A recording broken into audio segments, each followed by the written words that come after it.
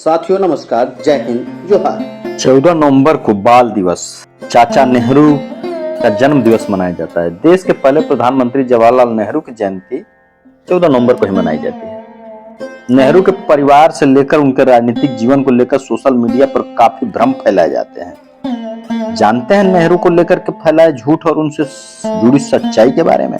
आइए जानते हैं। ये भ्रम एक राजनीतिक प्रोपेगेंडा है। 14 नवंबर को देश के प्रथम प्रधानमंत्री पंडित जवाहरलाल नेहरू की जयंती होती है। इस दिन को बाल दिवस के रूप में मनाया जाता है। देश के पहले प्रधानमंत्री जवाहरलाल नेहरू को लेकर सोशल मीडिया पर कई तरह की अफवाहें और पॉलिटिकल प्रोपेगेंडा फैलाया जाता है। सोशल मीडिया पर नेहरू के दादा को मुस्लिम बताए जाने, गांधी जी की हत्या में शामिल होने से लेकर उन्हें इतिहास में सबसे अय्याश आदमी बताए जाने को लेकर कई तरह की खबरें चलाई जाती हैं। नेहरू की जयंती पर जानते हैं नेहरू से जुड़े 5 झूठ और उनके सच के बारे में। हकीकत क्या है और ये बातें कहां तक सच हैं। सोशल मीडिया पर अक्सर इस तरह की खबरें मिल जाएंगी कि नेहरू के दादा मुस्लिम थे, उनका नाम गियासुद्दीन गाजी था। गाजी मुगलों के कोतवाल थे। बाद में उन्होंने अपना नाम बदलकर गंगाधर नेहरू रख लिया था। जबकि B.R. नंदा की किताब द नेहरूज में जवाहरलाल नेहरू की वंशावली का जिक्र किया गया है, जिसमें जवाहरलाल नेहरू के पूर्वजों का मूल उपनाम कौल था। मोतीलाल नेहरू के पूर्वज कश्मीर से आकर के दिल्ली में बस गए थे। नेहरू के दादा गंगाधर 1857 के विद्रोह के समय दिल्ली में पुलिस ऑफिसर थे। कौल उपनाम की जगह नेहरू उपनाम अपनाने को लेकर के भी कई बातें कही जाती हैं। शशि थरूर की किताब नेहरू के अनुसार जवाहरलाल के पुरखे नगर के नहर के बगल में रहते थे, इसलिए उनके नाम के आगे नेहरू जुड़ गया। लोग कहते हैं आम भाषा में नहर वाले नेहरू के घर चला जाए तो नेहरू नेहरू नेहरू नेहरू हो गया, नेहरू से नेहरू हो गया। इतिहास के मान्य और स्थापित तथ्यों से अलग कोई बात जब बताई जाती है तो वह इंटरनेट पर काफी पढ़ी जाती है। नेहरू के बारे में कई आपत्तिजनक और भ्रामक बात दशकों से चलन में है। सोशल मीडिया पर कई ऐसे वीडियो और फोटो मिल जाएंगे जिसमें नेहरू को सबसे अय्याश आदमी बताने की कोशिश की गई है। सोशल मीडिया नेहरू के कई स्त्रियों से प्रेम संबंध की बात कही जाती है। अमेरिका के राष्ट्रपति कैनेडी की पत्नी और मृणालिनी साराभाई के साथ उनकी तस्वीरों का इस्तेमाल देश के प्रथम प्रधानमंत्री की छवि को धूमिल करने के लिए किया जाता है। हवाई अड्डे पर एक महिला को गले लगाते नेहरू की तस्वीर हो या फिर एक महिला के सिगरेट को जलाने में मदद करते नेहरू की तस्वीर हो, ये तस्वीरें काफी वायरल रहती हैं। उस तस्वीर में नेहरू तत्कालीन डिप्टी ब्रिटिश हाई कमिश्नर की पत्नी का सिगरेट जला रहे हैं। इस तस्वीर का गलत इस्तेमाल कर उन्हें अय्याश साबित करने की कोशिश की जाती है। नेहरू को चूमने वाली महिला की जो तस्वीर सोशल मीडिया पर अक्सर दिखती है, उस फोटो में महिला कोई विदेशी नहीं बल्कि नेहरू की बहन विजयलक्ष्मी पंडित की दूसरी बेटी नयनतारा सहगल है। नेहरू की एडवेना के संबंधों को भी लेकर के कई तरह की बातें कही जाती है। इस संबंध में इतिहास के प्रोफेसर मृदुला मुखर्जी का कहना है कि नेहरू को लेकर जितने भी गंभीर जीवनी हैं, उनमें नेहरू और एडविना के संबंधों को प्लेटोनिक, निष्काम या अशारीरिक बताया गया है।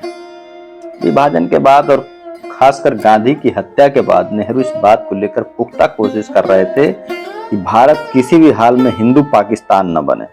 उन्होंने RSS को एक खतरे के तौर पर देखा। उसके बहुसंख्यकवादी विचारों के कारण नेहरू ने सार्वजनिक रूप से संघ की बार बार भर्त्सना और आलोचना की। ये रामचंद्र गुहा इतिहासकार के ये कोटेशन है, शब्द है। RSS के पूर्व सरसंचालक KS सुदर्शन ने दावा किया था कि नेहरू गांधी की हत्या में शामिल थे। सीनियर BJP लीडर सुब्रमण्यम स्वामी ने भी गांधी की मौत को लेकर सवाल खड़े किए थे। स्वामी का कहना था कि गांधी की मौत के बाद उनके शव का पोस्टमार्टम क्यों नहीं कराया गया। हालांकि सामने आया था कि गांधी जी का परिवार नहीं चाहता था कि उनके शव का पोस्टमार्टम हो। यही वजह थी कि उनके मौत के बाद गांधी जी के शव को बिड़ला हाउस में रखवा दिया गया था। वहीं गांधी जी के सबसे छोटे बेटे देवदास गांधी से मुलाकात में गोडसे ने कहा था कि मेरी वजह से आपने अपना पिता खो दिया। कभी कभी ऐसी बातें जातीय उन्माद और देश में भ्रम फैलाने की जाती हैं। नेहरू और पटेल में अच्छी बनती नहीं थी। सोशल मीडिया पर कई ऐसी खबरें और पोस्ट मिल जाएंगी जिसमें नेहरू और पटेल को एक दूसरे का दुश्मन बताया जाता है। RSS और BJP की तरफ से इस संबंध में बातें कही जाती रही हैं। 2014 के लोकसभा चुनाव के लिए प्रचार करते समय PM मोदी ने दावा किया था जवाहरलाल नेहरू 1950 में मुंबई में सरदार वल्लभ भाई पटेल के अंतिम संस्कार में शामिल नहीं हुए थे। न्यूज सेंट्रल 24/7 ने नेहरू के उस बयान का उल्लेख किया है जो उन्होंने संसद में दिया था। नेहरू ने कहा था कि वे सरदार पटेल को स्वतंत्रता के संघर्ष में हमारे सेनाओं के एक महान कप्तान के रूप में, मुसीबत के समय और जीत के क्षणों में हमें अच्छी सलाह देने वाले एक मित्र और सहकर्मी के रूप में, जिस पर कोई हमेशा भरोसा कर सकता है, एक मीनार के रूप में याद किया जाएगा। यहाँ एक वीडियो है जो सरदार पटेल के अंतिम संस्कार में नेहरू जी की उपस्थिति को दर्शाता है। नेहरू को लेकर एक और बात सामने आती है कि उन्होंने जनरल थिमैया का अपमान किया था। पीएम मोदी ने भी अपने भाषण में इसको लेकर सवाल उठाए थे। पीएम मोदी ने अपने भाषण में कहा था, कर्नाटक वीरता का पर्याय है, लेकिन कांग्रेस सरकारों ने फील्ड मार्शल करियप्पा और जनरल थिमैया के साथ कैसा व्यवहार किया। पीएम ने कहा था कि इतिहास में इस बात का सबूत है कि 1948 में पाकिस्तान को हराने के बाद जनरल थिमैया का पीएम नेहरू और रक्षा मंत्री कृष्णन मेनन ने अपमान किया था, जबकि सच्चाई ये है कि जनरल थिमैया 1957 में सेना प्रमुख बने, वहीं वीके मेनन 1957 में रक्षा मंत्री बने थे। शिव कुमार वर्मा की किताब 1962 the war that was not में जनरल थिमैया ने 1959 में इस्तीफा देने की बात का विस्तार से जिक्र किया गया है। किताब में बताया गया है कि जनरल थिमैया ने रक्षा मंत्री मेनन से मुलाकात के बाद इस्तीफा दिया था। इस जानकारी के बाद प्रधानमंत्री पंडित नेहरू ने तत्काल उनको अपने पास बुलाया था। उन्होंने लंबी बातचीत के बाद देश के हित में चीनी खतरे को देखते हुए इस्तीफा वापस लेने का आग्रह किया था।